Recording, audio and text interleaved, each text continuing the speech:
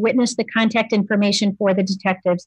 Torres did speak to reporter Jamie Calvin, IPRA, and attorneys for the McDonald family. After the Van Dyke trial, Torres additionally went to the scene of the shooting with a reporter for the Chicago Tribune and had pictures taken in front of focal point. At no point did Torres reach out to the investigating detectives on this case. As such, the state has failed to meet their burden regarding this allegation. Next, the court will address the allegation that all three defendants and others failed to locate, identify, and preserve physical evidence, or to ensure the location, identification, and preservation of physical evidence, including video and photographic evidence. McElligott testified that not only did he walk the scene with detectives, but he also went to surrounding businesses to see if they had any working surveillance camera or videos. They also looked for any pod cameras that might be in the area. In addition, testimony was elicited at trial that an evidence technician was called to the scene to process the scene by taking pictures or video and collecting evidence. In March's supplemental report, March indicates that assigned personnel became aware of a potential question regarding the integrity of the video recovered from Burger King. Per the report, March and detectives followed up and went to Burger King on March 11, 2015. March inventoried evidence in this case, including the videos. Finally, Gallagher requested that all the reports and GPRs regarding the aggravated assault be placed in a permanent retention file, even though this is usually only done in homicide investigations. There has been no testimony or evidence presented to show that any of the defendants or others failed to locate or preserve physical evidence. In fact, the evidence shows just the opposite. Due to March's efforts, much of this evidence, including the police video, the one piece of evidence critically relied upon in the prosecution of Van Dyke, was preserved that very night. Improper categorization. The state argued that March improperly had the original case report categorized as an aggravated assault upon a police officer with a knife or cutting instrument, rather than a homicide. There was no credible testimony elicited that this is a false categorization. Although there was testimony that the contact between the officers and McDonald at 40th Street in Kildare is separate from the contact between the officers and McDonald on Pulaski Road, it is clear that one incident flowed into the other and that they were intertwined. Based upon the evidence presented, this court cannot say beyond a reasonable doubt that categorizing the incident as an aggravated assault is false. In addition, both the aggravated assault report and the justifiable homicide reports reference each other. If there was some grand scheme to include false information in the reports or to put the wrong category for the incident, these reports would not reference each other. This indicates to the court that there was no intent to include false information or to recklessly categorize these incidents in order to prevent further investigation or possible prosecution of Van Dyke. Hiding, misrepresenting, and concealing the activities of the conspiracy. Regarding the state's allegation that all three defendants, Van Dyke and others, used means to misrepresent, conceal, and hide, and to cause to be misrepresented, concealed, and hidden the activities of the conspiracy, and to avoid detection and apprehension by law enforcement authorities, the same reasoning as above applies. There was no evidence introduced at trial or elicited through testimony that supports this assertion. As such, the state has failed to meet its burden for this allegation. Failure to preserve communications. The state next alleges that all three defendants, Van Dyke and others, deleted or failed to preserve communications with each other concerning and during the activities of the conspiracy. This court has not heard any testimony elicited at trial nor seen any evidence introduced regarding this assertion. The state apparently abandoned this issue by not referring to this issue during arguments, and appropriately so, as they presented no evidence at trial on this issue. Therefore, the state has failed to meet its burden for this allegation.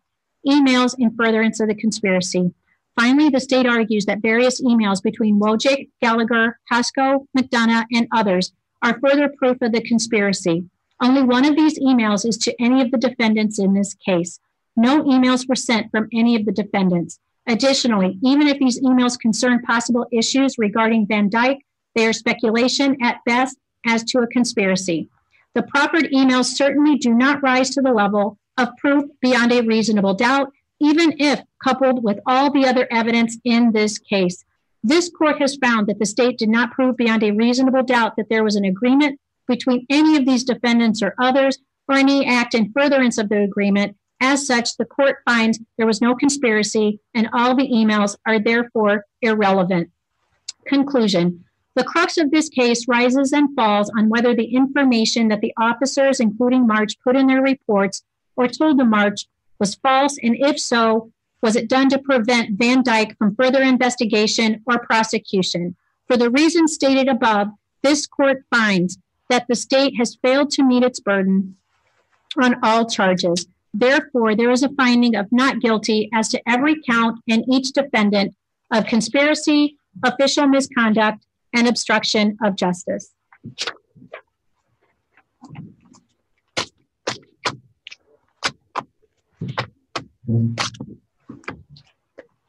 Good day, Your Honor.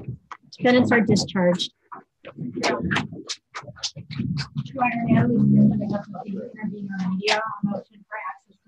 Yes. Right, I'm ready.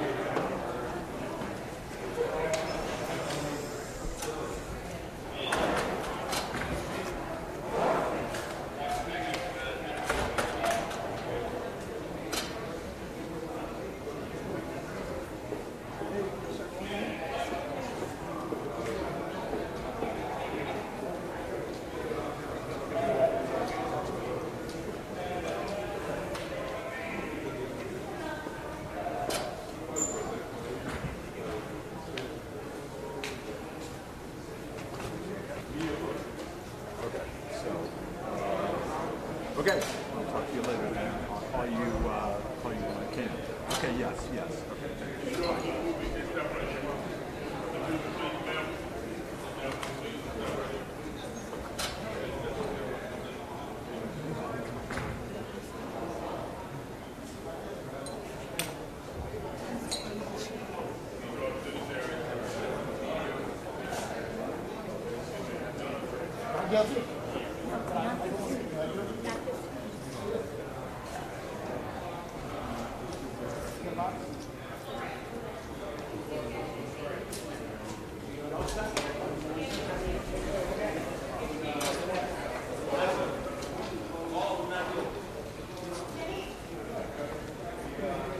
Everybody okay?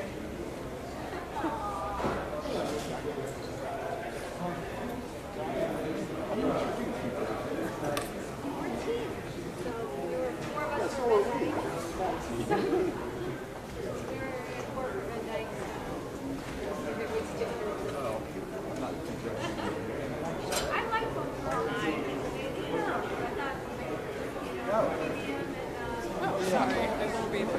that was nice.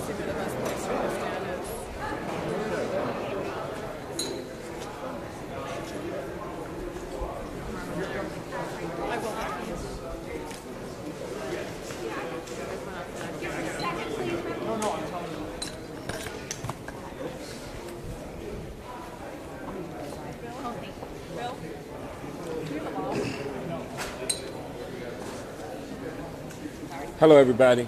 My name is Marvin Hunter, Marvin Hunter,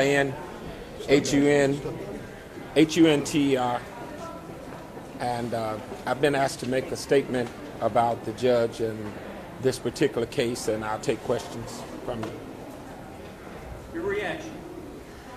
Well, I think that it solidifies my initial comment at the beginning of the Jason Van Dyke trial that says that the entire Cook County criminal justice system was corrupt and the federal government needs to come in and take charge of it.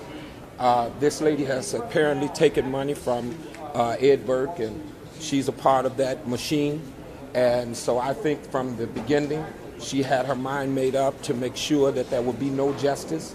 And based on what has just happened in this courtroom, I believe that not a young man or woman that is in this court today can receive justice if all the judges feel and are acting as way that this judge has acted. And I think that she's done everything in her mind to make sure that we will accept this misjustice that has just taken place in this courtroom. Do you think it made a difference that it was before a judge instead of a jury? Absolutely. How? It is a tradition for police officers when they are found to be commit misconduct to take a bench trial and not a jury trial. So it is a part of the machine system of which this judge has clearly shown that she's a part of that system. Are you surprised? I am surprised given the amount of press and community support for this trial. I am surprised at the fact that American justice is on trial throughout the entire this entire event, that this judge would take it upon herself to make the entire country know what I've known all the time, that justice is justice for everybody but African Americans in this county of Cook. Is this justice for your great nephew? This is not justice. This is not justice for the constituencies, for the people that are the voters, for the people that are the residents of the county of Cook.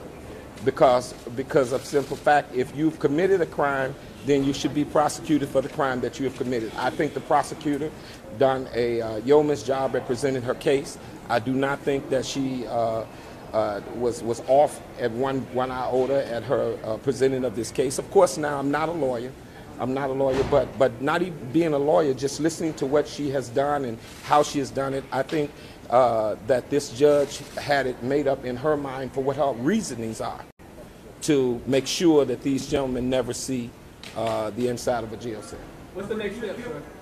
The next Do you step. have any fear that this will have any impact on tomorrow's sentencing if you should? The next step is I'm asking everyone in the city of Chicago, everyone in the county of Cook to be at this courtroom and to be at this building, at this sentencing, so that this judge and this world will know that we are looking for a meaningful sentence on tomorrow, a sentence that adequately fits the crime in which Jason Van Dyke has committed, and that what has happened today, the world will know what has happened today hopefully will not happen tomorrow, and we're going to be here standing in solidarity to say that we do not want it to happen, and we're not going to be happy if justice is not done tomorrow.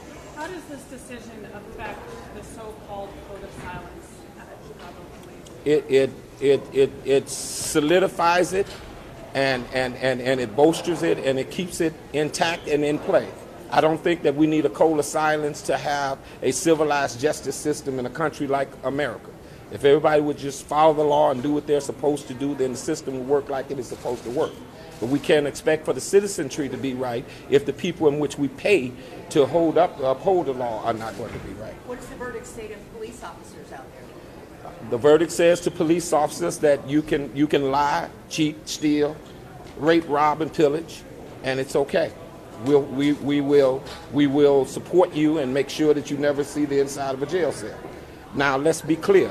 I don't think that all police officers are bad, but the small few that are part of this machine needed to be weeded out and need to be taken out of this system. There's no place in it in the American justice system in 2019 and going forward. And I'm asking for the citizenry of the County of Cook in 2019 as we go to the voters poll to let's vote in a way that says that we will not accept this anymore. And in the 2020 election, I'm asking for the citizenry of this country to come together and let's put in votes so that will say that we are not going to accept this anymore. You got to understand something. The reason why this trial was so important to people like me and a lot of the young men and women you see walking in and out of here is because they only abolished slavery a little bit. The 13th Amendment says that black people in this country are only free if they don't commit a crime that's a Class X felony. Once you commit a crime and it is a Class X felony, then you revert back to being a slave and is therefore due to be paid slave wages. The whole world needs to know that America has not really abolished slavery. Because if you have, then you'll get serious about getting rid of that clause in the 13th Amendment. And the reason why it's so important for today is because if you can lie and fabricate reports to put me in jail and to give me Class X felonies, then you make me a slave when I haven't done anything to warrant being one. That is what I feel. Your name again, please. Marvin Hunter, MARVIN-HUNTER. This is a sad day for this country and for this country. Do I hope they appeal? I want the feds to come in because I have no confidence in what is happening. I think the Department of Justice, I think the feds need to come in, and I think they need to begin to investigate this for real.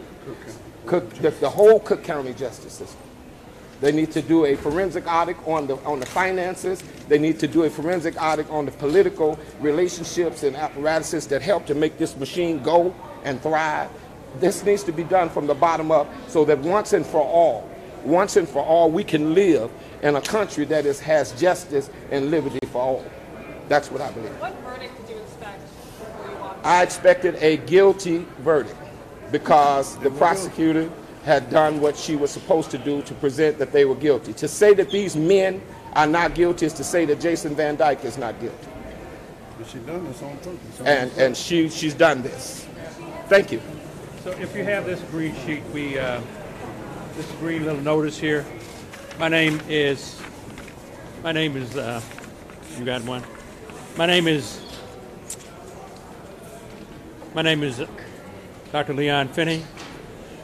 I'm a longtime worker here in the city of Chicago from the Woodlawn community, and I have a number of our friends. Of course, I'm pastor of the Metropolitan Apostolic Community Church, and I'm the president of the Woodlawn Community Development Corporation. Today's not guilty verdict of the Chicago police officers Thomas Gaffney, Joseph Walsh, as best that we can see, is a travesty. The challenge is always to hold our police department accountable.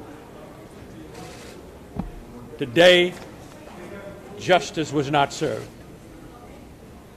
To render a verdict of totally not guilty, to render a decision that there was no conspiracy between three officers to protect one of their own, to have sitting here as a judge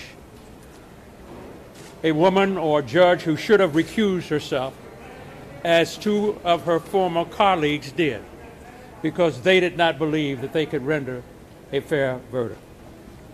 We were here when Judge Leroy Martin appointed or tried to appoint two other judges, both of whom recused themselves. This judge, Stephenson, should have recused herself. She had prior relationships with the defense. She had prior relationships with the police. All of her hearings indicate that her decision would be on the side of the police department. As was said by previous speaker, I'm not or would not condemn every police officer that served the city of Chicago. I served in the United States Marine Corps. And while I was in the Marine Corps, I was assigned the Provost Marshal's office. And as that was the case, I was a police officer for 3 years when I was in the United States Marine Corps.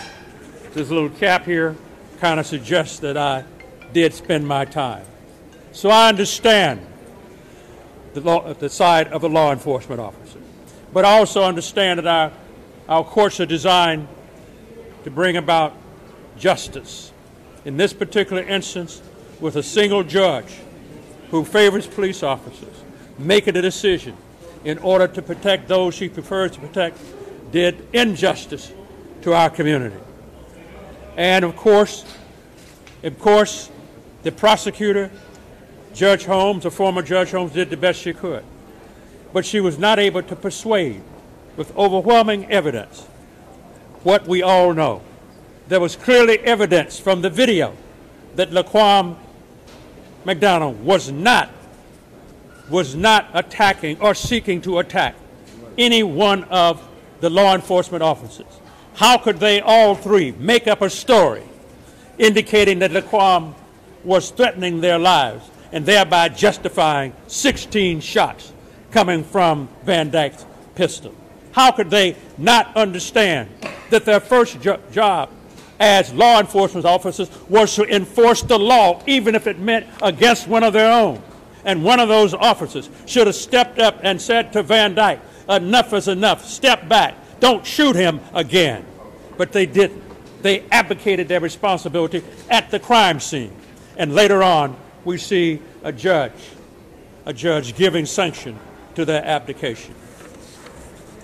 The good thing about our country is this. We have something called the freedom to peacefully assemble and protest our government. And I would say that it's time for us to peacefully assemble to protest this tragedy. It's also one of our constitutional guarantees, which would strongly suggest that we have freedom of the speech and freedom of the press. And hopefully we can enter in a new era right now where we, the citizens, who are concerned about our democracy, concerned about freedom and concerned about equality and concerned about fairness, join with the press and join with our fellow citizens of the United States of America, the state of Illinois, county of Cook, and city of Chicago to make sure that such a travesty such as this never happens again. I join my fellow members here. I'm not a lawyer. I know a lot of lawyers. I'm not a lawyer, but I know the difference between right and wrong. And right and justice was not served today. Thank you. Your name again, sir? My name is Dr. Leon, L-E-O-N, Finney, F-I-N-N-E-Y. I'm the pastor of Metropolitan Apostolic Community Church at 4100 South King Drive. And of course, I am the president of the Woodlawn Community Development Corporation, fighting on, and as a matter of fact, I was part of the original Metcalf effort to eliminate abuse of police authority in the city of Chicago, going all the way back to 1971. And we've been trying to get the job done to eliminate abusive police authority. This verdict today did not help us. It was a setback. And hopefully tomorrow, at the sentencing trial of Van Dyke, we'll see what happens. More questions? Thank you very much.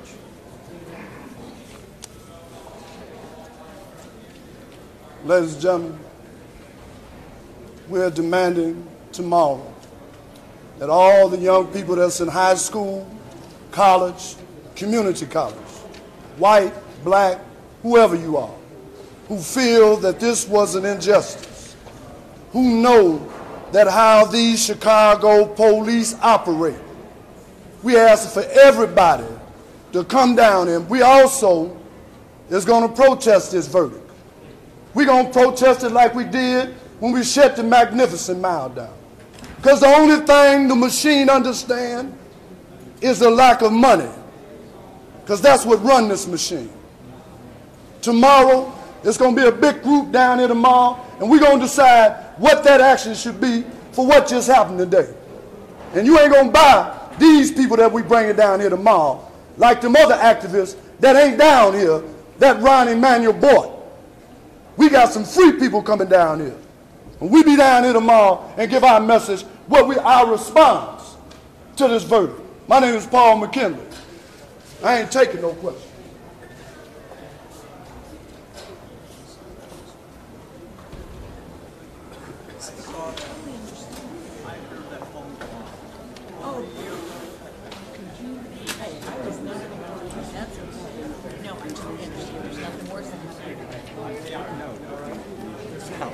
Yeah, yeah. So thank you so much.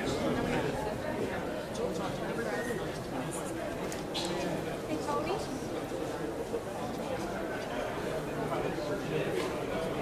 Tony?